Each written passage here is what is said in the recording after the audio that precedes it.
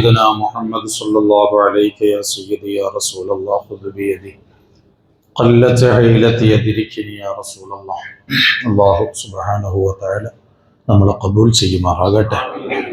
നമ്മുടെ ഇബാദത്തുകളും നോമ്പുകളും ഒക്കെ അല്ലാഹു തആല സ്വീകരിക്കുമാറാകട്ടെ. കബൂലിയത്തിന് വേണ്ടിയിട്ട് പ്രത്യേകിച്ച് ദുആ ചെയ്യണം.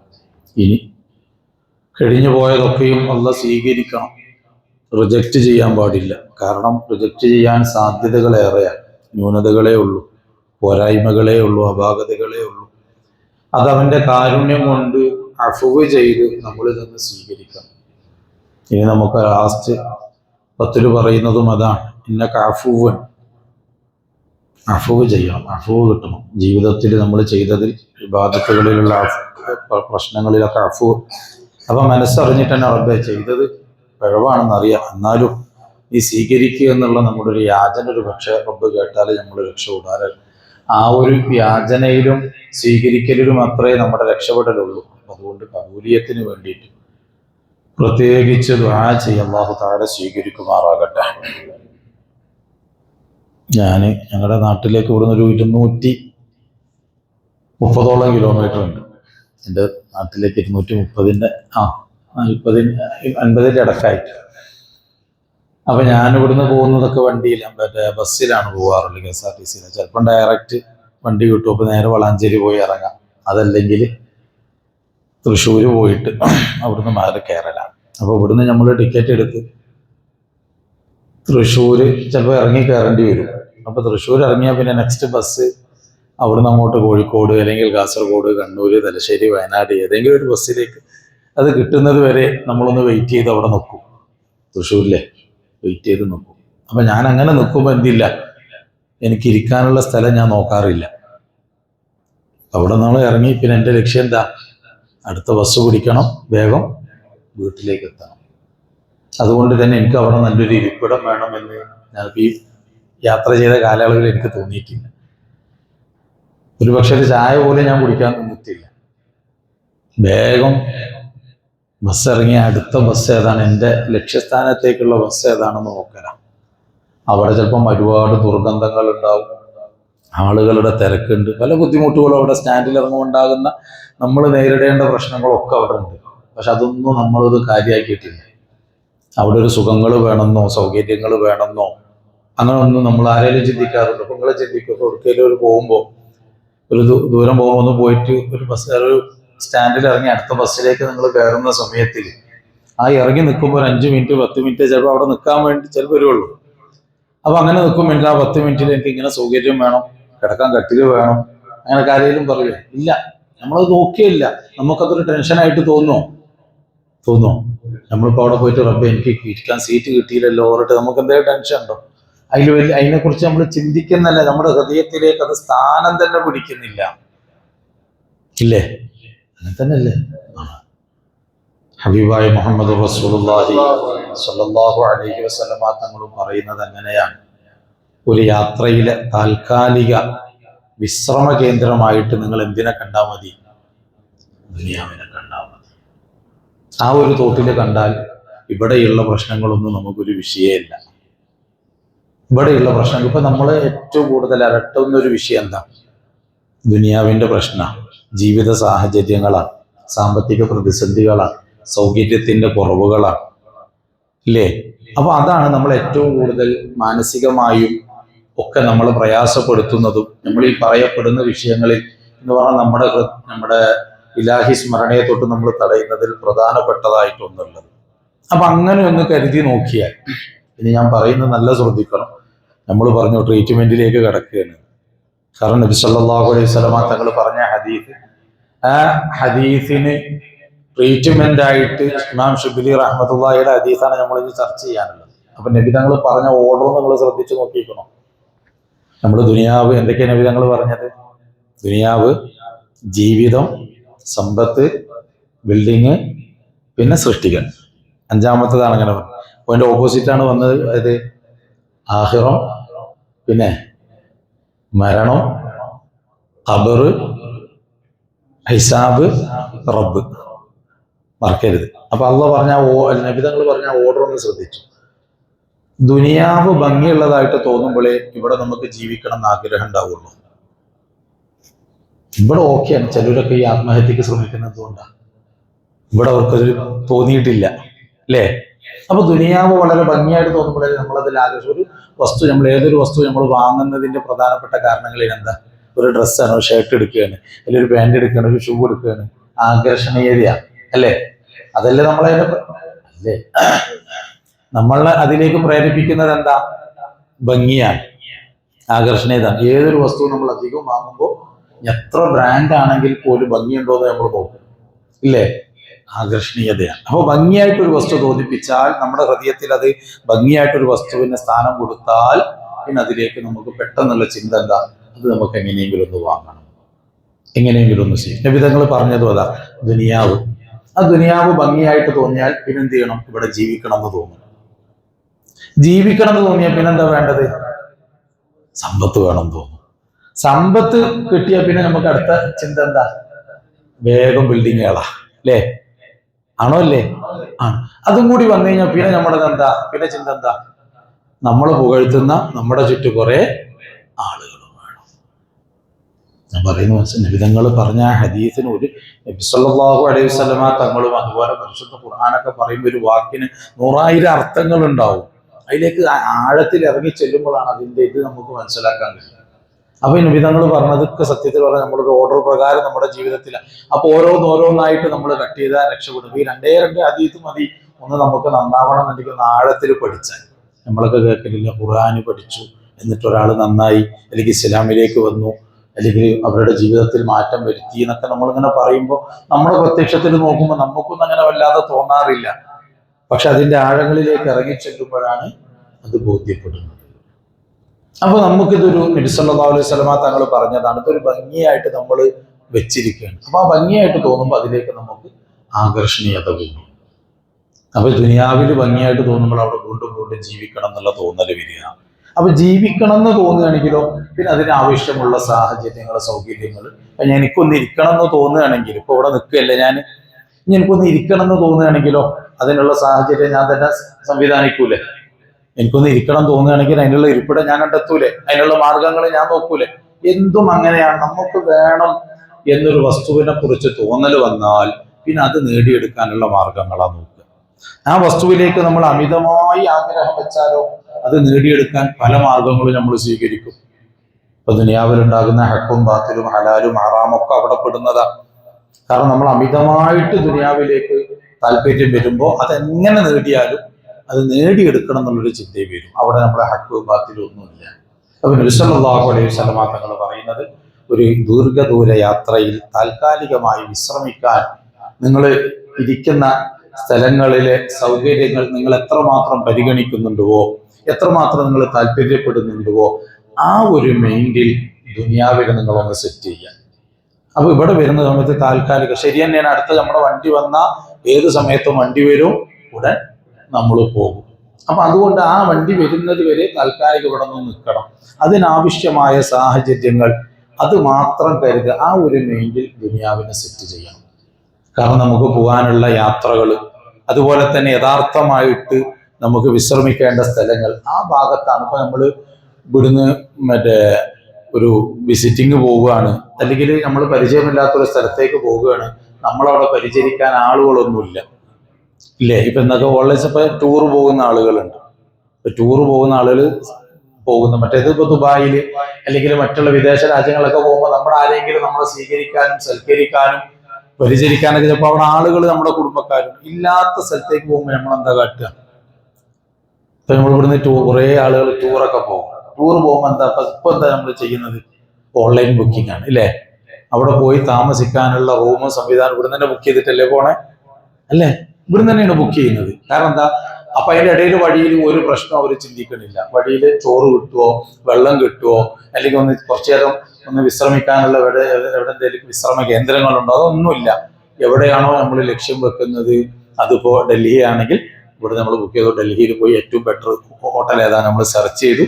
ആ സെർച്ച് ചെയ്തിട്ടോ അതിൽ നമ്മൾ അതിന്റെ ഇതുകളൊക്കെ നോക്കി ഇവിടുന്ന് തന്നെ നമ്മൾ ബുക്ക് ചെയ്തെന്ന നമ്മുടെ ലക്ഷ്യസ്ഥാനം ഡൽഹിയാണ്. അവിടെ പോയി സ്വസ്ഥമായിട്ട് എനിക്ക് താമസിക്കാനുള്ള സൗകര്യങ്ങളെ നമ്മൾ നോക്കാറുള്ളൂ, അല്ലേ?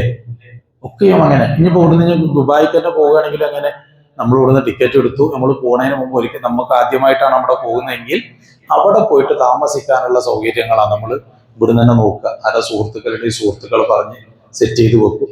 അല്ലെങ്കിൽ അതിനുള്ള സംവിധാനം നോക്കിയിട്ട് നമ്മൾ ഇവിടുന്ന് യാത്ര തിരിക്കും അല്ലെ. പോയിട്ട് എയർപോർട്ട് പോയിട്ട് നമ്മൾ സൗകര്യം നോക്കാറുണ്ടോ? അല്ലെങ്കിൽ അങ്ങനൊന്നുമില്ല. എന്നതുപോലെ നബി സല്ലല്ലാഹു അലൈഹി വസല്ലം തങ്ങളുടെ ലക്ഷ്യം എവിടെയാണ് നോക്ക്, അവിടെ പോയി സൗകര്യപ്രദമായ രൂപത്തിൽ നിങ്ങൾക്ക് അനുകൂലമായ സാഹചര്യങ്ങൾ പോകുന്നതിന് മുമ്പ് തന്നെ സൃഷ്ടിക്കുക. അവിടെ പോയിട്ട് ആരെങ്കിലും ചെയ്യലുണ്ടോ? ഇത് ദീർഘദൂര പരിചയമില്ലാത്തൊരു സ്ഥലത്തേക്ക് പോയിട്ട് അവിടെ പോയിട്ട് താമസം സെറ്റ് ചെയ്ത് നിങ്ങൾ കണ്ടിക്കണോ? ആരെങ്കിലും ഉണ്ടോ അങ്ങനെ? നമ്മൾക്ക് തീരെ പരിചയമില്ലാത്തൊരു സ്ഥലത്തേക്ക് നമ്മൾ പോവുകയാണ്, കുറച്ച് ദിവസം സ്റ്റേ ചെയ്യാൻ വേണ്ടി പോവുകയാണ്, ഒരു അലക്ഷ്യമായിട്ട് നമ്മൾ യാത്ര ചെയ്യുക. എന്നിട്ട് അവിടെ പോയിട്ട് പിന്നെ നമ്മൾ താമസ സൗകര്യം സെറ്റ് ചെയ്യണത് ഇല്ല. ഉണ്ടോ? മുമ്പേ സെറ്റ് ചെയ്ത് കൊടുക്കും. ഞങ്ങൾ പറയുന്നത് നിങ്ങൾ ജീവിതത്തിൽ അങ്ങനെ ഒന്ന് സെറ്റ് ചെയ്ത് നോക്കും. സെറ്റ് ചെയ്ത് നോക്കും. ഒരു വീട് നിങ്ങൾ സെറ്റ് ചെയ്ത് വെക്കുക. അതിനാവശ്യമായിട്ടുള്ള സംവിധാനങ്ങളും സാഹചര്യങ്ങളും നിങ്ങൾ ഒരുക്കും. അൽ ഖബറു അവ്വലു മൻസിലിൻ മിൻ മനാസിലിൽ ആഖിറ മുഹമ്മദ് റസൂലുള്ളാഹി. ഖബറു അവ്വലു മൻസിലിൻ, ആദ്യത്തെ ഭവനമാണ്. മനാസിലുൽ ആഖിറ, ആഖിറത്തിലേക്കുള്ള കടമ്പകളിൽ ആദ്യത്തേത് ഖബറാണ്. എന്ന് പറഞ്ഞാൽ നമ്മുടെ യഥാർത്ഥ ലൈഫും ജീവിതവും ഒക്കെ തുടങ്ങുന്നത് അവിടെ അങ്ങോട്ട് സ്റ്റാർട്ട് ചെയ്തിട്ടാണ്. അവിടുന്ന് ഒരാൾ രക്ഷപ്പെട്ടോ പിന്നെ സലാമത്താണ്. ഖബറിൽ നിന്നൊന്ന് രക്ഷപ്പെട്ട് കിട്ടിയാൽ നമ്മളൊക്കെയും രക്ഷപ്പെട്ടു. പക്ഷെ ഖബറിൽ നിന്ന് രക്ഷപ്പെടാനാണ് പ്രയാസമുള്ളത്. അപ്പൊ അതിനാവശ്യമായ വിഭവങ്ങളിലൂടെ സമാഹരിച്ചുകൊണ്ട് വേണം നമ്മൾ ഈ ദുനിയാവിനെ കഴിച്ചു കിടത്താൻ. അപ്പൊ ഈ ദുനിയാവിലേക്ക് അധികമായിട്ട് ആണ്ടുപോയി ഭ്രമിച്ചു പോകേണ്ട. എപ്പോഴും നമ്മൾ ദുനിയാവിന്റെ കാര്യങ്ങളാണ്, അല്ലെങ്കിൽ ദുനിയാവിലെ സുഖസൗകര്യങ്ങളാണ്, അല്ലെങ്കിൽ ദുനിയാവിലെ പ്രശ്നങ്ങളാണ് ഇപ്പോഴും നമുക്ക് ഇബാദത്തിന് തടസ്സം നിൽക്കുന്നത് ഇല്ലേ? ഇപ്പോഴും പരിശുദ്ധ റമദാൻ ഏറ്റവും മൂല്യങ്ങളേറിയ ദിവസം വരിക. ഇന്നിപ്പോ 19 20 കഴിഞ്ഞാൽ 21 രാവിലെ ലൈലത്തുൽ ഖദറിനെ പ്രതീക്ഷിക്കണം. 10 ദിവസങ്ങൾ 10 കിട്ടും എന്നുള്ളത് ഉറപ്പില്ല. മൂല്യങ്ങൾ ഏറ്റവും ഈ പരിശുദ്ധ റമദാനിലുള്ളതിൽ വെച്ച് ഏറ്റവും മഹത്വമേറിയ 10 ദിനങ്ങൾ ഇനി വരാൻ പോണത് അല്ലേ? ഇതുവരെ കഴിഞ്ഞതൊന്നുമല്ല ഇനി. കാരണം എന്താ? ആ 10 ദിനങ്ങളിൽ ഒരു ദിനത്തിൽ ആ പരിശുദ്ധ ഖുർആനിനെ അല്ലാഹു തആല ഭൂമി ലോകത്തേക്ക് ഇറക്കിയത്. ഇറക്കാൻ വേണ്ടി പരിശുദ്ധ റമദാനിലും പ്രത്യേകമായിട്ടൊരു സെലക്റ്റീവ് ദിവസം ഉണ്ടായിരുന്നു. അപ്പൊ അത് അത്രമേൽ മഹത്വമുള്ളതായതുകൊണ്ടാവണല്ലോ അങ്ങനെ ചെയ്തത്. അപ്പൊ ആ വരുമ്പോൾ നമ്മൾ ക്ഷീണിച്ചു തളർന്നു, നമുക്ക് കാരണങ്ങൾ ഒരുപാട് നിരത്താനുണ്ട് എന്നുള്ളതാണ്. പിന്നോട്ട് പോവേണ്ടതില്ല. ഞാൻ പറഞ്ഞില്ലേ, നമ്മളുടെ ഒരു ലക്ഷ്യസ്ഥാനമുണ്ട്. അതിന് ആവശ്യമുള്ള മറ്റു വിഭവങ്ങളൊക്കെയും സമാഹരിക്കാനുള്ള ഏറ്റവും സുന്ദര നിമിഷങ്ങളാണ് നമ്മുടെ മുമ്പിലുള്ളത്. അപ്പൊ അതിനാദ്യം വേണ്ടത് എന്താ പറഞ്ഞാൽ, നമ്മൾ ഈ പറഞ്ഞ രൂപത്തിൽ മൈൻഡ് ഒന്ന് സെറ്റ് ചെയ്യണം. ദുനിയാവാണ്, ഇവിടെ എത്ര നമ്മൾ ഉണ്ടാക്കിയിട്ടും കാര്യമില്ല. ഏത് നിമിഷത്തിലും നമ്മളത് നഷ്ടപ്പെടുത്തും. നമ്മുടെ വാഹനം വന്നാൽ നമുക്ക് പോകാനുണ്ട്. അപ്പൊ പോകാനുള്ള ലക്ഷ്യസ്ഥാനത്തേക്ക് നമുക്ക് ആവശ്യമുള്ള സംവിധാനങ്ങൾ ഏതൊക്കെയാണ് അത് നോക്കണം. ഇമാം ഷിബിലി റഹ്മത്തുള്ളാഹി അലൈഹിം അദ്ദേഹവും ചിന്തിച്ചത് അതാണ്. ദുനിയാവാണ്. നബി തങ്ങൾ പറഞ്ഞു, വഅമലി ദുനിയാ, ദുനിയാവിന് വേണ്ടി നീ അധ്വാനിച്ചോളൂ, ജോലി ചെയ്തോളൂ, കച്ചവടം ചെയ്തോളൂ, ബിസിനസ് ചെയ്തോളൂ, മറ്റുള്ള മാർഗങ്ങളൊക്കെയും നീ നോക്കിക്കോളൂ. നീ എത്ര കാലം ഇവിടെ താമസിക്കും അത്രയല്ലേ നിനക്ക് ആവശ്യമുള്ളൂ. ഇപ്പൊ 10 ദിവസം താമസിക്കുന്ന ഒരാൾ 1 മാസത്തിന് റൂം ബുക്ക് ചെയ്യോ? 10 ദിവസം ഒരു സ്ഥലത്ത് താമസിക്കേണ്ട ഒരാൾ 1 മാസത്തിനുള്ള റൂം ബുക്ക് ചെയ്യോ? ഒരു മാസത്തിനുള്ള ഫുഡ് സെറ്റ് ചെയ്ത് വെക്കുവോ? ഇല്ലല്ലോ. അപ്പൊ നീ എത്രയാണോ അവിടെ താമസിക്കുന്നത് അതിനാവശ്യമുള്ളത് നീ കരുതി വെച്ചോളൂ. നബി സല്ലല്ലാഹു അലൈഹി വസല്ലമ തങ്ങൾ പറയണം, നമ്മളോട് പറയാണ്, നമ്മളൊക്കെ സ്വാഭാവികമായിട്ടും ചെയ്യുന്നത് അങ്ങനെ തന്നെയല്ലേ. ഒരു ദിവസം ഒരു നേരം കഴിക്കാനുള്ള ഭക്ഷണം നമ്മൾ എത്ര വെക്കും? 1 മാസത്തിനുള്ളിൽ വെക്കും. ആ ഒരു നേരത്തിനുള്ളതേ വെക്കൂ. അപ്പൊ അതേപോലെ നിങ്ങൾക്ക് എത്രയാണ് ഇവിടെ ആവശ്യം, എത്രയാണ് ഇവിടെ താമസിക്കുന്നത്, അതിനനുസരിച്ച് നിങ്ങൾ അധ്വാനിച്ചോളൂ. ഇമാം ഷിബിലി റഹ്മത്തുള്ളാഹി അലൈഹി ചിന്തിച്ചു, ഞാനിവിടെ എത്ര താമസിക്കുന്നു പറയണം. ആ ഒരു കണക്ക് കിട്ടിയാലല്ലേ അധ്വാനിക്കണേന്റെ കണക്ക് കിട്ടുള്ളൂ. അപ്പോൾ അദ്ദേഹത്തിന്റെ ബുദ്ധി കൊണ്ട് ചിന്തിച്ച് എത്ര കാലം ഏറ്റവും കൂടിയാൽ ഇവിടെ താമസിക്കാൻ കഴിയും, ഏറ്റവും കൂടിയാൽ എത്ര കാലം ഇവിടെ താമസിക്കാൻ കഴിയും. അപ്പൊ അദ്ദേഹത്തിന്റെ ചിന്തയിൽ ഉദിച്ചതാണ് ഇവിടെ അടുത്തൊരു നിമിഷം. അത്രേ പറയാൻ പറ്റൂ. ഉറപ്പായിട്ട് നമുക്ക് പറയാൻ പറ്റുന്ന എന്താ? ഈ മുമ്പിലുള്ള നിമിഷങ്ങളല്ലാതെ ഒരു നിമിഷവും ഉറപ്പായിട്ട് നമ്മൾ താമസിക്കുന്നു പറയാൻ ഒരു നിലക്കും കഴിയുന്നില്ല. ഇമാം ഷിബിലി റഹ്മത്തുള്ളാഹി അലൈഹി ചിന്തിച്ചു, ഹബീബായ തങ്ങള് നമ്മളെ ആത്മീയമായി അല്ലെങ്കിൽ നമ്മളുടെ ചിന്താമണ്ഡലങ്ങൾ ഉണർത്തി ഒന്ന് പ്രവർത്തിക്കാൻ വേണ്ടിയിട്ടാണ് നബി തങ്ങളുടെ ഹദീസ്. അപ്പൊ ഇമാം ശിബിലി റഹ്മത്തുള്ളാഹി അലൈഹി ഹദീസ് കൊണ്ട് ചിന്തിച്ചു, ആയിക്കോട്ടെ ഞാൻ ദുനിയാവിൽ അധ്വാനിക്കണം, പക്ഷെ എത്ര ഇവിടെ താമസിക്കുന്ന എനിക്ക് അറിയുന്നില്ല. അപ്പൊ അദ്ദേഹം അതിനനുസരിച്ച് എന്ത് ചെയ്തു, ദുനിയാവിനെ കാണാൻ തുടങ്ങി. ഈ നിമിഷത്തിന് വേണ്ടി അധ്വാനിച്ചു എന്ന് പറഞ്ഞാൽ നാളത്തേക്ക് വേണ്ടിയിട്ടുള്ള ഒരു കരുതലും ഇല്ല. കാരണം നാളെ ഉണ്ടാവുന്നൊരു ഉറപ്പില്ല. പക്ഷെ നമ്മളെ സംബന്ധിച്ചിടത്തോളം അങ്ങനല്ല. നമുക്ക് ഉറപ്പുള്ള പല വിഷയങ്ങളെയും ബെൻഡിങ്ങിലിട്ടിട്ട് ഉറപ്പില്ലാത്ത വിഷയത്തിന്റെ പിന്നാലെ പോവുക ഇല്ലേ? ഉറപ്പില്ലാത്ത വിഷയം. അപ്പൊ നമ്മളൊക്കെ അങ്ങനെ തന്നെയാണ്. ഇപ്പൊ അതാ ഞാൻ പറയുന്നത്, നമ്മളിപ്പോ ഞാനിപ്പോ കഴിഞ്ഞ ട്രിപ്പ് നാട്ടിലേക്ക് പോയപ്പോ ഒരു മാസത്തിലേക്കുള്ള സംവിധാനങ്ങളൊക്കെ, കാരണം ഒരു അടുത്ത മാസമല്ലേ ഞാൻ പോവുള്ളൂ, സംവിധാനിച്ചു വെച്ചു. എത്ര മക്കൾക്ക് ഡ്രസ്സ് വരെ ഞാൻ എടുത്തു. പറഞ്ഞ് പോകാൻ പറ്റൂലല്ലോ. ഇനി അടുത്ത വരാൻ പോകുന്ന പെരുന്നാളിനാണ്. തീരെ ഉറപ്പില്ലാത്തതാണ്. തയ്യാറെടുപ്പുകളൊക്കെയുമാണ്. അടുത്ത നിമിഷത്തിലേക്ക് എനിക്ക് ധരിക്കേണ്ട ഡ്രസ്സുകൾ ഞാൻ സെലക്ട് ചെയ്തിട്ടില്ല. നിർബന്ധമായും ഉറപ്പായും ഞാൻ ധരിക്കേണ്ട ഒരു ഡ്രസ്സ് ഉണ്ട്, എനിക്കുള്ളൊരു വസ്ത്രമുണ്ട്, എനിക്കുള്ളൊരു പാർപ്പിടമുണ്ട്, അല്ലെങ്കിൽ അതിലേക്ക് വേണ്ട വിഭവങ്ങളുണ്ട്. അത് ഉറപ്പാണത്. ചിലപ്പോൾ ഒരു പക്ഷേ പെരുന്നാളിനോ ചിലപ്പോൾ സാഹചര്യങ്ങൾ അങ്ങോട്ടും ഇങ്ങോട്ടും ആയിപ്പോയി, നമ്മൾ ഉദ്ദേശിച്ചൊന്നും ചിലപ്പോൾ ഡ്രസ്സ് ഇടാൻ പറ്റിക്കൊള്ളുന്നില്ല, കരുതിയ ഭക്ഷണം ഒന്നും വെക്കാൻ പറ്റിക്കൊള്ളുന്നൊക്കെ അല്ല. എന്നാൽ പോലും ഉറപ്പില്ലാത്ത വിഷയത്തിന് വേണ്ടി അത്രമേൽ നമ്മൾ മുൻകരുതലെടുക്കുമ്പോൾ ഉറപ്പുള്ള ഈ വിഷയത്തിന് വേണ്ടിയിട്ട് നമ്മൾ എന്താ ചെയ്യുന്നത് ഇല്ല? ഇപ്പോഴും നമ്മളിപ്പോ ഇന്ന് രാവിലെ വന്നപ്പോഴും വരുമ്പോഴും ചിലപ്പോൾ ഭാര്യയോട് ചോദിച്ചിട്ടുണ്ടാവും വൈകുന്നേരത്തിന് എന്താ വേണ്ടത് ഇല്ലേ? ഭക്ഷണങ്ങൾ വൈകുന്നേരത്തിന് ഉറപ്പില്ല, പക്ഷെ നമ്മൾ സെറ്റ് ചെയ്യുന്നുണ്ട്. പക്ഷെ അടുത്ത നിമിഷത്തിൽ ഉറപ്പുള്ള ഖബറിലേക്ക് എന്താ വേണ്ടത്, അവിടെയുള്ള ഭക്ഷണങ്ങൾ എന്താ, നമ്മളില്ല. അപ്പൊ ഉറപ്പുള്ള വിഷയങ്ങൾ നമ്മൾ എന്ത് ചെയ്യാണ്, മാറ്റി വെക്കുകയാണ്. ഉറപ്പില്ലാത്ത വിഷയത്തിന് വേണ്ടിയിട്ട് നമ്മൾ ഒരുപാട് അധ്വാനിക്കുന്നു. വിധങ്ങളും പറഞ്ഞതാണ്, നിങ്ങൾക്ക് എത്രയാണോ ഇവിടെ താമസിക്കുന്ന ഉറപ്പ്, അതിനനുസരിച്ച് അധ്വാനിച്ചു. ഇമാം ഷിബിലി ഇമാം ഷിബിലി റഹ്മത്തുള്ളാഹി അലൈഹി ചിന്തിച്ചു, ഒരു ഉറപ്പില്ലല്ലോ റബ്ബെ, പിന്നെ ഞാൻ എങ്ങനെ അധ്വാനിക്കും? ഈ ഭൂമിയിലേക്ക് ആണ്ടു നിൽക്കും, ഈ ദുനിയാവിലേക്ക് ഞാൻ ആണ്ടിറങ്ങും. കാരണം എനിക്കൊരു ഉറപ്പില്ല എത്ര താമസിക്കുന്നു. ഞാനിങ്ങനെ ഇത്ര വേണം എന്ന് പറഞ്ഞ് ഞാൻ അധ്വാനിച്ച് വെച്ചിട്ട് ഒരു കാര്യമില്ല, എനിക്ക് ഫലം കിട്ടൂല. അപ്പൊ എനിക്ക് ഈ നിമിഷത്തിലേക്ക് വേണ്ടിയുള്ള അധ്വാനം, ഈ ജീവിക്കുന്ന സമയങ്ങൾക്ക് വേണ്ടിയിട്ടുള്ള സൗകര്യങ്ങൾ, അതിൻ്റെ അപ്പുറത്തേക്ക് ചിന്തിക്കുന്നില്ല. അല്ലെങ്കിൽ പറഞ്ഞാൽ അതിൻ്റെ അപ്പുറത്തേക്ക് ചിന്തിക്കുന്നില്ല എന്ന് പറഞ്ഞാൽ ചെയ്യുന്നില്ല എന്നല്ല, പ്രാധാന്യം കൊടുക്കുന്നില്ല. ആ രൂപത്തിലും മഹാനവറുകൾ ചിന്തിക്കും. പിന്നെ നെക്സ്റ്റ് നബിതങ്ങളുടെ ഹദീസാണ് ആഖിറത്തിന് വേണ്ടി നീ അധ്വാനിക്കും. എത്ര നിനക്ക് അവിടെ ആവശ്യം വരും അതിനനുസരിച്ച്, എത്ര നമുക്ക് ആഖിറത്തിൽ എത്രയാണ് നമുക്ക് ആവശ്യം വരുന്നത് അതിനനുസരിച്ച്. മനസ്സിലായില്ല? ഇപ്പൊ നമുക്ക് ഞാൻ നേരത്തെ പറഞ്ഞതുപോലെ തന്നെ നോമ്പ് തുറക്കാൻ നമുക്ക് ഇപ്പൊ ഞാനും അല്ലെങ്കിൽ നിങ്ങളും നിങ്ങളുടെ ഭാര്യയാണ് വീട്ടിലുള്ളത്, നിങ്ങൾക്ക് രണ്ടുപേർക്കും വേണ്ടിയിട്ട് എത്രയാണ് ആവശ്യം വരിക? ഫുഡ് ഒരു ദിവസത്തിന് എത്ര ആവശ്യം വരിക? അല്ലെങ്കിൽ സാധാരണ നിങ്ങൾ വീടുകളിലേക്ക് വാങ്ങൽ എങ്ങനെ, ഒരു മാസത്തിനോ ഭക്ഷണ സാധനങ്ങൾ വാങ്ങൽ ഒരു മാസത്തിന് എത്ര ആവശ്യം വരിക? എത്ര? ഇപ്പൊ നിങ്ങൾക്കറിയില്ല കണക്ക്. ആ ഒരു ആവശ്യത്തിനുള്ള സാധനം നിങ്ങൾ വാങ്ങിക്കോളൂ. നബിതങ്ങൾ പറയാ ആഖിറത്തിൽ നിങ്ങൾ താമസിക്കരുത്, എത്ര നിങ്ങൾക്ക് അവിടെ ആവശ്യം വരിക ആ കണക്കിനനുസരിച്ചിട്ട് നിങ്ങൾ അധ്വാനിച്ചാൽ മതി. കൂടുതൽ ചെയ്യേണ്ട പറയുന്നത് മനസ്സിലാവണില്ല. കൂടുതൽ നിങ്ങൾ ചെയ്യണം, ഒരുപാട് ഫുൾ ടൈം ഇബാദത്ത് നോമ്പൊന്നും വേണ്ട. അവിടെ നിങ്ങൾക്ക് ആവശ്യം വരുന്ന എത്രയെന്ന് നിങ്ങളുടെ ബുദ്ധി കൊണ്ടൊന്ന് ചിന്തിക്കുക. എന്നിട്ട് നിങ്ങൾ എന്ത് ചെയ്യും? അതിനനുസരിച്ച് അധ്വാനിക്കുക. അലി ഇബ്നു അബീ ത്വാലിബ് റഹ്മത്തുള്ളാഹി ചിന്തിക്കാനാ പറയുന്നത്, ആലോചിക്കാനാ പറയുന്നത്. അലി ഇബ്നു അബീ ത്വാലിബ് റഹ്മത്തുള്ളാഹി അലൈഹി പറയുന്നുണ്ട്, ഈ ദുനിയാവിൽ ശരാശരി ഒരു നബിതങ്ങളുടെ ഉമ്മത്തീങ്ങളുടെ ആയുസ് എത്രയാ? നബിതങ്ങളുടെ ഉമ്മത്തീങ്ങളുടെ ആയുസ് ശരാശരി എത്രയാണ്? നബിതങ്ങൾ പറഞ്ഞത് 60-ൻ്റെയും 70-ൻ്റെയും ഇടക്കാണ്. എന്നാൽ അതിൻ്റെ ഉള്ളിൽ മരിക്കണം എന്നല്ല, ശരാശരി ഒരു ആയുസിന്റെ കണക്ക് പറഞ്ഞതാണ്. അതിൽ കൂടുതൽ ജീവിക്കുന്നവരുണ്ടാകാം. അല്ലാഹു തആല അവർക്ക് ആഫിയത്തുള്ള ദീർഘായുസ് നൽകട്ടെ. ഇനി 60 അല്ല, ഒരു 80 കൂട്ടിക്കോളും അല്ലേ? 80 വയസ്സ് കൂട്ടിക്കോളും. മഹാന്മാർ പറയാണ്, അലി ഇബ്നു അബീ ത്വാലിബ് തങ്ങളുടെ ഇതിലും കാണുന്നുണ്ട്, ഈ 80 വയസ്സുള്ള ഒരാളുടെ ലൈഫ് നിങ്ങളെടുത്തൊന്ന് പരിശോധിച്ച് നോക്കിക്കണം. 80 വയസ്സ്, ആ 80 വയസ്സിൽ 20 വർഷം എങ്ങനെ പോകുന്നുണ്ട്? 20 വർഷം എങ്ങനെ പോകുന്നുണ്ട്?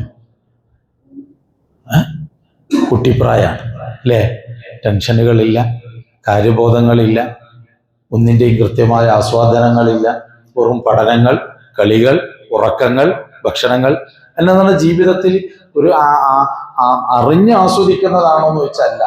ഇന്നത്തെ കുട്ടികളുടെ തീരെയും പറയണ്ട. പിന്നെ നമ്മുടെയൊക്കെ ചെറുപ്പകാലം പിന്നെ ആസ്വദിച്ചിട്ടുണ്ടെന്ന് പറയും. ഇന്നത്തെ കുട്ടികൾ എന്താ ഏറ്റവും കൂടുതൽ പ്രതിസന്ധികളും പ്രയാസങ്ങളും നേരിടുന്നത് ഇന്നത്തെ കുട്ടികൾ പഠനകാലത്തിലാണ്. കാരണം പഠിക്കാനുള്ള വിഷയങ്ങൾ അതിനെക്കുറിച്ചുള്ള സ്വാതന്ത്ര്യമില്ലല്ലോ. അപ്പൊ ഒരു 20 വർഷം അങ്ങനെ പോയി, പഠിക്കാനുള്ള വിഷയങ്ങൾ ടെൻഷൻ അങ്ങനെ പോയി. പിന്നെ എത്ര ഉണ്ട്? 80-ൽ 20 പോയ ബാക്കി 60 ഉണ്ട്. അവസാനത്തെ ഒരു 20 പിടിച്ചോ എന്ന് പറഞ്ഞാൽ 60 മുതൽ പിന്നെ 80 വരെ നോക്കണ്ട. കാൽമുട്ട് വേദന, കൈമുട്ട് വേദന, ഇരുന്നാൽ എണീക്കാൻ വയ്യ, എണീറ്റ ഇരിക്കാൻ വയ്യ, കിടന്നാലാണെങ്കിലോ പുറം വേദന, തിന്നാനാണെങ്കിൽ പറ്റുന്നില്ല, മധുരം കിട്ടിയാൽ അങ്ങനെ, ഇത് കിട്ടിയാൽ അങ്ങനെ, ജീവിക്കുന്നതന്നെ ഉള്ളൂ. സത്യം പറഞ്ഞ വല്ല സുഖങ്ങളും എടുക്കുന്നുണ്ടോ? ഉണ്ടോ? ഇല്ല. അപ്പൊ ആ 20 പോയി. ഇപ്പൊ 20 40, ബാക്കി എത്രയുള്ളു? 40 ആള്. ഈ 40-ല് ഉറങ്ങുന്ന ടൈം അങ്ങോട്ട് ഒഴിവാക്ക്. ഈ 40-ല് ഉറങ്ങുന്നൊരു സമയം ഉണ്ടാവുമല്ലോ, ആ സമയത്ത് നമ്മൾ ഒന്നുമില്ല. ഇനി എത്ര വലിയ ആഡംബരമുള്ളവനാണെങ്കിലും സമ്പത്തുള്ളവനാണെങ്കിലും ദരിദ്രനാണെങ്കിലും ഉറങ്ങുന്ന സമയം എല്ലാവരും തുല്യനാണ്. അല്ലേ? നല്ല പട്ടുമത്തയിൽ കിടക്കുന്ന ആളും അതുപോലെ തന്നെ കടവരാന്തയിൽ കിടക്കുന്ന ആളും വെച്ച് ഉറക്കത്തിൽ ഏത് വിഷയത്തിലാക്കി ചിലപ്പോൾ ഏറ്റവും സുന്ദരമായി നല്ല ആസ്വദിച്ചുറങ്ങുന്നവൻ ഈ കടവരാന്തയിൽ കിടക്കുന്ന ആളുകളാണ്. കാരണം നമുക്കൊക്കെ നേരിടുന്ന പ്രശ്നങ്ങളിൽ അധികം ആളുകൾ പറയുന്നത് റാഹത്തായിട്ട് ഉറങ്ങാൻ പറ്റുന്നില്ല. ഉറക്കം വലിയൊരു അനുഗ്രഹമാണ്, അല്ലേ? ഉറങ്ങാൻ കഴിയുന്നില്ല, അത് വലിയൊരു വിഷയമാണത്. അവിടെ പാവപ്പെട്ടവനെന്നോ പണക്കാരനെന്നോ അല്ലെങ്കിൽ ഉറക്കത്തിന്റെ ആസ്വാദനത്തിൽ ഫുഡ് അല്ലെങ്കിൽ വസ്ത്രത്തിലൊക്കെ ചെറിയ തലക്കൊരു ആസ്വാദനം കിട്ടും. ഒരു ടേസ്റ്റി ഫുഡ്, അല്ലാത്ത ഫുഡൊക്കെ പറയുമ്പോൾ ചെറിയൊരു ആസ്വാദനം കിട്ടും. ഉറക്കത്തിൽ അങ്ങനെ ഉണ്ടോ? ഉണ്ടോ? ഏത് വലിയ ഏറ്റവും വലിയ രാജാവ് ഉറങ്ങുകയാണെങ്കിലും ഏറ്റവും വലിയ ദരിദ്ര ഉറക്കത്തിൽ സമമല്ലേ? അല്ലേ? അതിന്റെ ആസ്വാദനം സമമല്ലേ? ആ ഉറക്കം. അപ്പൊ അതുകൊണ്ട് എല്ലാവരും തുല്യരാണ് ആ വിഷയത്തിൽ. ആ സമയത്തിൽ അവരെന്ത് ചെയ്യുന്നില്ല? ഈ ദുനിയാവിൽ സമ്പാദിച്ചതൊന്നും ഉപകരിക്കുന്നില്ല. ഉണ്ടോ? കണ്ണടച്ച് അങ്ങോട്ട് ഉറങ്ങിക്കഴിഞ്ഞാൽ ഉറങ്ങിയ എവിടെയാണെങ്കിലും അവർ സമ്പാദിച്ചു വെച്ചതിലോ ഒന്നിലും അവർക്ക് അതിലെന്തില്ല, ഉറക്കത്തിൽ ഇടപെടുന്നില്ല. അപ്പൊ ഉറക്കം ഉള്ള സമയം 40 വർഷത്തില് ഉറക്കത്തിന്റെ ടൈം എത്ര ഉറങ്ങി തീർക്കുന്നുണ്ട് നമ്മൾ? പകുതി എന്ന് പറയാൻ പറ്റൂല, എന്നാൽ ഒരു കാൽഭാഗത്തിൽ കൂടുതൽ. കാരണം രാത്രി 12 മണി ഉണ്ടെങ്കിൽ നമ്മൾ 8 മണിക്കൂറെങ്കിലും ഉറങ്ങണില്ലേ? ഇല്ലേ? ആ ഒരു 8 മണിക്കൂർ വെച്ചിട്ട് ഒരു 40 വർഷത്തെ ഇതാക്കി നോക്കിയ അപ്പൊ അത്രയും വർഷം നമ്മൾ ഒരു 10 വർഷത്തിൽ കൂടുതൽ അല്ലെങ്കിൽ 15 വർഷത്തിൽ കൂടുതൽ ഉറങ്ങി തീർക്കുന്നുണ്ട്. പിന്നെ നമുക്ക് ആകുള്ളത് 20-25 വർഷമാണ്, അല്ലേ? ആ 25 വർഷത്തിൽ കല്യാണം കഴിക്കണം, പിന്നെ വീടുണ്ടാക്കണം, ജോലി നോക്കണം, മക്കളെ കെട്ടിക്കണം. ഇതിനു വേണ്ടിയിട്ടുള്ള പരക്കം പാച്ചിലുകളാണ്. എവിടെ നമ്മൾ ജീവിതം ആസ്വദിക്കണം? മഹാന്മാര് ചിന്തിക്കുന്നതാണ്, നമ്മൾ ഇതുവരെ ചിന്തിച്ചിട്ടില്ല. എവിടെ നമ്മൾ ജീവിതം ആസ്വദിക്കണം? ആസ്വദിക്കാനുള്ള പ്രായമാകുമ്പോഴാണ് ഞാനീ പറയുന്നത്. ചുറ്റും തിരക്കും എല്ലാ ചുറ്റുപാടുകളും ഒക്കെ കഴിഞ്ഞിട്ട് വരാം എന്ന് പറയുമ്പോഴാണ് ഈ പറയുന്ന കാൽമുട്ട് വേദന, കൈമുട്ട് വേദന, ഷുഗറും പ്രഷറും കൊളസ്ട്രോളും അതുപോലെയുള്ള അസുഖങ്ങളും നമുക്ക് വരുന്നത്. എവിടെയാ ജീവിതം ആസ്വദിക്കുന്നത്? ഈ ചെയ്യുന്നതിൽ ഒരു ആസ്വാദനം വേണ്ടേ? ദിനേന എന്ത് ചെയ്യാണ്? ആവർത്തിച്ചു കൊണ്ടിരിക്കുകയാണ് ഓരോ പ്രവർത്തനങ്ങളും. നമ്മൾ രാവിലെ എഴുന്നേൽക്കുന്നു, ഇതേമാതിരി ജോലിക്ക് ഭക്ഷണം കഴിക്കുന്നു, ജോലിക്ക് പോകുന്നു, വരുന്നു, കിടന്നുറങ്ങുന്നു, പിറ്റേ ദിവസം രാവിലെ വീണ്ടും അത് ആവർത്തിക്കുന്നു. ജീവിതത്തിൽ എവിടെയാണ് ആസ്വാദനം? നമ്മളൊക്കെ ചിന്തിക്കുന്ന എന്താ? നമ്മൾ കുറെ അധ്വാനിക്കണം. അധ്വാനിച്ചിട്ട് എങ്ങനെയാണ് നമ്മളൊക്കെ ഈ നമ്മുടെ സമ്പത്ത് ആസ്വദിക്കണമെന്ന് നമ്മൾ ആഗ്രഹിക്കുന്നത് എങ്ങനെയാണ്? പിന്നെ ജോലിക്ക് പോകാൻ പറ്റില്ല, അല്ലേ? നമുക്ക് പ്രശ്നങ്ങൾ ഉണ്ടാകാൻ പാടില്ല. നമ്മൾ ഈ അധ്വാനിച്ച് വെച്ചതിൽ നിന്ന് സ്വസ്ഥമായിട്ട് നമുക്ക് ഇഷ്ടമുള്ളത് പ്രവർത്തിച്ച്, അങ്ങനെ തന്നെയല്ലേ ആസ്വാദനം പറയുന്നത്? ആ ആസ്വാദനമല്ലേ ഖബറിലും ആഖിറത്തിലുള്ളൂ. അവിടെ ജോലിക്ക് പോകണ്ട, അവിടെ നിസ്കരിക്കണ്ട, നോമ്പെടുക്കണ്ട, ഒന്നും ചെയ്യണ്ട. ചെയ്തു വെച്ച് നമ്മൾ അധ്വാനിച്ചു വെച്ച ഫലങ്ങൾ ഉണ്ടാവൂലേ? അധ്വാനിച്ച സമ്പത്ത്, ആ സമ്പത്ത് ആവശ്യത്തിനനുസരിച്ച് ഇങ്ങനെ ചെലവഴിച്ച് സുഖമായിട്ട് ജീവിക്കുക. ദുനിയാവിൽ നിങ്ങൾ അങ്ങനെ ആരെങ്കിലും ജീവിക്കും നിങ്ങൾ കണ്ടിക്കണോ? ഒരു പണിക്കും പോകുന്നില്ല, സമ്പാദിച്ചു വെച്ചതിൽ നിന്നിങ്ങനെ ഇല്ല. അങ്ങനെ ഉണ്ടെങ്കിൽ തന്നെ അത് ആസ്വദിക്കാൻ അവർക്ക് കഴിഞ്ഞിട്ടുമില്ല. അപ്പൊ ആസ്വാദനം എന്ന് പറഞ്ഞാൽ എപ്പോഴും നമ്മൾ ചിന്തിക്കുന്നത് എന്താണ്? പറഞ്ഞാൽ പ്രവാസികളും ചിന്തിക്കുന്നത് എന്താ? അല്ലെങ്കിൽ ജോലി ചെയ്യുന്ന ആളുകൾ എന്താ? ഒന്ന് ലെവലായിട്ട് വേണം, ഒന്ന് ഫ്രീ ആവാൻ, അല്ലേ? ലെവലായിട്ട് വേണം ഒന്ന് ആഗ്രഹിച്ച സ്ഥലത്തുകൾ പോവാൻ, ലെവലായിട്ട് വേണം. ഇതിപ്പോ ഓരോ ടെൻഷനുകൾ, അപ്പൊ ടെൻഷനുകളൊക്കെ ഒന്ന് തീർന്നിട്ട് വേണം എന്ത് ചെയ്യാൻ? സ്വസ്ഥമായിട്ടൊരു ജീവിതം നയിക്കാൻ. അങ്ങനെയാണ് പറയുന്നത്, കേട്ടിട്ടില്ലേ? ഈ സ്വസ്ഥത കൊണ്ട് ലക്ഷ്യം വെക്കുന്നത് എന്താ? എന്താ ചുറ്റുപാടുണ്ടാകാൻ പാടില്ല. നാം എന്താഗ്രഹിക്കുന്നുവോ ആ ആഗ്രഹിക്കുന്നത് നടക്കാൻ നമ്മുടെ സാഹചര്യങ്ങൾ നമ്മൾ അനുവദിക്കണം. ഇപ്പൊ ചെയ്യണില്ല.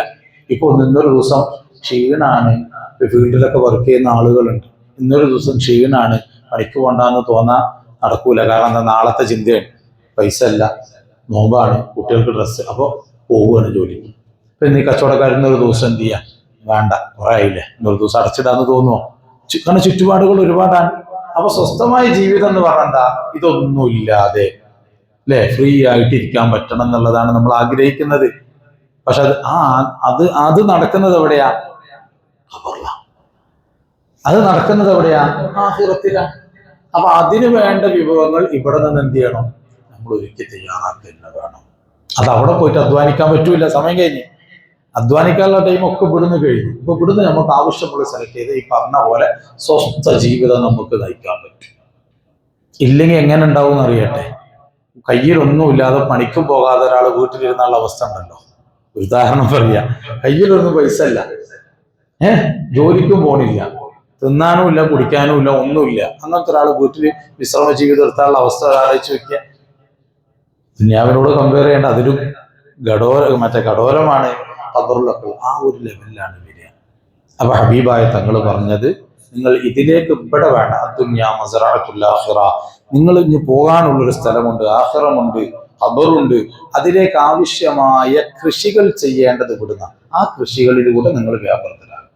ആ കൃഷി ചെയ്യാൻ നിങ്ങൾക്ക് ആവശ്യമായ ഘടകങ്ങളില്ലേ, അത് നിങ്ങൾ സ്വരൂപിച്ചോളൂ എന്ന് പറഞ്ഞാൽ നമുക്ക് ആഖിറത്തിലേക്ക് വേണ്ടിയുള്ള കൃഷിയാണ് നോമ്പ്, നിസ്കാരങ്ങള്, സൽക്രമങ്ങള്, ഇതുപോലെയുള്ള. അപ്പൊ ആ കൃഷി ചെയ്യുമ്പോൾ കൃഷി ചെയ്യാൻ മറ്റു കുറച്ച് സാഹചര്യങ്ങൾ വേണ്ടേ? നോമ്പെടുക്കണമെങ്കിൽ ആരോഗ്യം വേണം, നിസ്കരിക്കണമെങ്കിൽ ആരോഗ്യം വേണം, ഇവിടെ ജീവിക്കണമെങ്കിൽ അതുവരെയുള്ള ആ സംവിധാനങ്ങൾക്ക് ആവശ്യമുള്ളത് നിങ്ങൾ എന്ത് ചെയ്തോളൂ? നിങ്ങൾ സ്വരൂപിച്ചോളൂ. എന്നിട്ട് നിങ്ങൾ ഇവിടുന്ന് കൃഷി ചെയ്യണം. ആ കൃഷി വിഭവമായിട്ടാണ് നിങ്ങൾ സ്വസ്ഥ ജീവിതം നയിക്കാൻ പോകേണ്ടത്. അല്ലേ? കയ്യിൽ 5 പൈസ അല്ലാതെ ടൂറ് പോയി അല്ലെങ്കിൽ വിസിറ്റിങ്ങിന് പോയി കഴിഞ്ഞാലുള്ള ആളുകളുടെ അവസ്ഥ ഒന്ന് ആലോചിച്ച് നോക്കിയേ. പ്രയാസപ്പെട്ടു പോകൂലേ?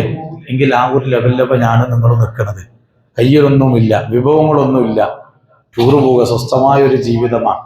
എത്രയാണ് അവിടെയാണ് ഇമാം ഷിബിലി റഹ്മത്തുള്ളാഹി അലൈഹി ചിന്തിച്ചത്. നമ്മൾ ആഖിറത്തിലേക്ക് നിനക്ക് എത്ര ആവശ്യം വരും? ഇമാം ഷിബിലി ചോദിച്ചു, എത്രയാണ് ഇപ്പൊ അവിടെ ആഖിറം? ഒരു ആവശ്യം 1 കൊല്ലം മതിയോ? പോരാ.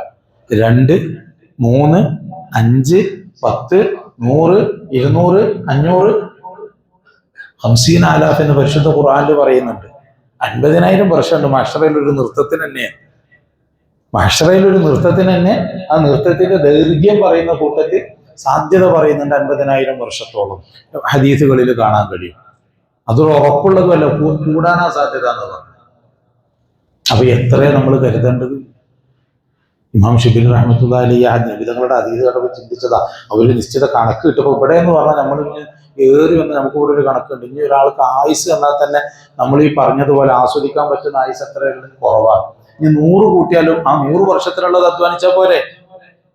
ഇല്ലേ? അവിടെ എത്രയാ? 100 ആണോ 200 ആണോ? അപ്പൊ അതിനനുസരിച്ച് നീ അധ്വാനിച്ചോ എന്ന് പറയുമ്പോൾ ഷിബിലി റഹ്മത്തുള്ളാഹി അലൈഹി കണക്ക് കിട്ടുന്നില്ല. എത്ര അധ്വാനിക്കണം എന്ന് അറിയുന്നില്ല. എത്ര അധ്വാനിച്ചാലാണ് അവിടെ മതിയാകുന്നത് എന്ന് അറിയുന്നില്ല. കാരണം 40 വർഷം ജീവിക്കാൻ വേണ്ടി കഠിനാധ്വാനം ഈ രൂപത്തിൽ നമ്മൾ ഇവിടെ നടത്തുമ്പോൾ 1000 അല്ലെങ്കിൽ 50,000 വർഷം അവിടെ ജീവിക്കണമെങ്കിൽ എത്ര കഠിനാധ്വാനം നടത്തണം. പക്ഷെ എന്താ നമ്മുടെ കയ്യിലുള്ളത്? ഹെൽപ്പ് ചെയ്യാനോ സഹായിക്കാനോ ആരെങ്കിലും ഒരാളോട് വേണ്ടേ? ഇമാം ഷിബിലി റഹ്മത്തുള്ളാഹി അലൈഹി ചിന്തിച്ചത് അതാണ്. 3-മതായി നബിതങ്ങൾ പറഞ്ഞതാണ്, വഅമലില്ല, അള്ളാഹ്ക്ക് വേണ്ടിയിട്ട് നീ എന്തെങ്കിലും ഒന്ന് ചെയ്യണം. എങ്ങനെ? ഹാജത്തിക്കയില് എത്ര നിനക്ക് അള്ളാഹിന് ആവശ്യമുണ്ട് അതിനനുസരിച്ച് എന്തെങ്കിലും ഒന്ന് അള്ളാഹ്ക്ക് അങ്ങോട്ട് കൊടുത്താളാം. നമുക്ക് അള്ളാഹിന് എപ്പോഴൊക്കെ ആവശ്യമുണ്ട് അതിനനുസരിച്ചിട്ട് ഇമാം ഷിബിലി റഹ്മത്തുള്ളാഹി ഒരു തലക്കം അങ്ങോട്ട് ചിന്തിക്കാൻ തുടങ്ങി. ഇൻഷാ അല്ലാഹ് അതിനെക്കുറിച്ച് നമുക്ക് അടുത്ത ദിവസം ചർച്ച ചെയ്യാം. ഇമാം ഷിബിലി റഹ്മത്തുള്ളാഹി അള്ളാഹിന് എത്ര ആവശ്യങ്ങളൊന്ന് ചിന്തിച്ചിട്ട് വരണം കേട്ടോ. അത് നാളെ ഞാൻ ചോദിക്കും. എത്ര നമുക്ക് അള്ളാഹിന് ഏതൊക്കെ നിമിഷത്തിൽ, ഏതൊക്കെ സമയത്തിൽ, ഏതൊക്കെ സാഹചര്യത്തിൽ നമ്മുടെ റബ്ബിനെ നമുക്ക് ആവശ്യമുണ്ട്. നമ്മുടെ ചർച്ച അവിടെയാണ്. അവിടുന്ന് വഴിമാറരുത്. അങ്ങോട്ടാണ് ഈ പോണത്. ഏതൊക്കെ സമയത്തിലാണ് അള്ളാഹിനെ നിങ്ങൾക്ക് വേണ്ടത് എന്നൊന്ന് പറയണം. അത് കഴിഞ്ഞിട്ട് കുറച്ചേരം ഒന്ന് മാറ്റിവെക്കാൻ. ഏതൊക്കെ നിമിഷത്തിലാണ് അള്ളാഹിനെ നിങ്ങൾക്ക് വേണ്ടതെന്ന് ഗൗരവത്തിൽ ചിന്തിക്കണം. ഞാൻ വെറുതെ പറഞ്ഞല്ലേ, ഇന്ന് വെറുതെ കൊടുക്കുമ്പോൾ അങ്ങനെ ഈ ഒരു ചിന്ത, ബാക്കിയൊക്കെ നിങ്ങൾ ഒഴിവാക്കും. ഈ ഒരൊറ്റ ചിന്ത വെക്ക്. റബ്ബേ എൻ്റെ ജീവിതത്തിൽ ഏതൊക്കെ നിമിഷത്തിൽ, അപ്പൊ ഈ ദുനിയാവിൽ, ആഖിറത്തിൽ വേണ്ട, ഈ ദുനിയാവിൽ കൂടെ ജീവിക്കുമ്പോൾ ഒരു ദിവസത്തിൽ എത്ര നേരം എനിക്ക് നിന്നെ ആവശ്യമുണ്ട്, അതൊന്നും നിങ്ങൾ ചിന്തിച്ചിട്ട് വരും. അപ്പോഴാണ് ഇമാം ഷിബിലി റഹ്മത്തുള്ളാഹി അലൈഹിയുടെ ചിന്ത പോയ വഴികളിലൂടെ നമുക്ക് സഞ്ചരിക്കാൻ കഴിയും. അല്ലാഹു തആല തൗഫീഖ് നൽകുമാറാകട്ടെ. റഹ്മാനുർ റഹീമായ റബ്ബേ, ഞങ്ങൾ പറഞ്ഞതും കേട്ടതും നമുക്ക് ഒരു സ്വാലിഹായ അമലായി നീ കബൂൽ ചെയ്യണേ റഹ്മാനെ. നിന്റെ ത്വാഅത്തിലായി, ദീനിയ ഖിദ്മത്തിലായി ദീർഘകാലം ജീവിക്കാനുള്ള തൗഫീഖ് നൽകണം റഹ്മാനെ. ആഫിയത്തുള്ള ദീർഘായുസ്സ് നൽകണേ അല്ലാഹ്. അല്ലാഹുവേ, പരിശുദ്ധ റമളാനാണ്, അപാകതകളും ന്യൂനതകളും ഏറെയായി. നിന്റെ മഹദ് ഫദ്ല് കൊണ്ട് നീ പുറത്തു തരണേ അല്ലാഹ്. നിന്റെ കാരുണ്യത്താൽ ഞങ്ങളുടെ സർവ്വതും നീ പൊറുക്കണം റഹ്മാൻ. ചെയ്തു കൂട്ടിയ അപരാധങ്ങളും മുഴുവനും നീ പുറത്ത് ഞങ്ങളോട് കരുണ കാണിക്കണേ അല്ലാഹ്. നിന്റെ കാരുണ്യത്താൽ പരിശുദ്ധ റമളാൻ അനുകൂലമാക്കി തരണം റഹ്മാൻ. നിന്റെ റഹ്മത്തും മഗ്ഫിറത്തും അത്ഖും മിനൻ നാറും ഒക്കെ നൽകി ഈ ഞങ്ങൾ പാപികളായ സാധുക്കളായ ഞങ്ങളെ, ഞങ്ങളുടെ കുടുംബത്തെ നീ അനുഗ്രഹിക്കണേ അല്ലാഹ്. അല്ലാഹുവേ, അവശേഷിക്കുന്ന ദിനങ്ങൾ ഞങ്ങൾക്ക് നീ ഉപകാരപ്രദമാക്കണം റഹ്മാൻ. ലൈലത്തുൽ ഖദ്റിൽ വിജയിക്കുന്ന മുത്തഖീങ്ങളിൽ, മുഅ്മിനീങ്ങളിൽ ഞങ്ങളെ, കുടുംബങ്ങളെ ദുആ കൊണ്ട് ഏൽപ്പിച്ചവരെ നീ ഉൾപ്പെടുത്തണേ റഹ്മാനെ. അല്ലാഹുവേ, ഞങ്ങളുടെ ജീവിതത്തിലെ സർവ്വ മേഖലയിലും നീ ഖൈറും ബറക്കത്തും നൽകണേ അല്ലാഹ്. അല്ലാഹുവേ, ലോക മുസ്ലിമീങ്ങൾക്ക് നീ സമാധാനം നൽകണേ അല്ലാഹ്. ഇസ്സത്ത് നൽകണേ അല്ലാഹ്. രക്ഷ നൽകണേ റഹ്മാനെ. അല്ലാഹുവേ, ഫലസ്തീനികൾക്ക് നീ രക്ഷ നൽകണേ അല്ലാഹ്. ഗസയിൽ നീ മുസ്ലിമീങ്ങൾക്ക് നീ വിജയം നൽകണം റഹ്മാനെ. അല്ലാഹുവേ, ജൂതന്മാരുടെ എല്ലാ ശക്തിയെയും നീ ദുർബലപ്പെടുത്തണേ അല്ലാഹ്. അല്ലാഹുവേ,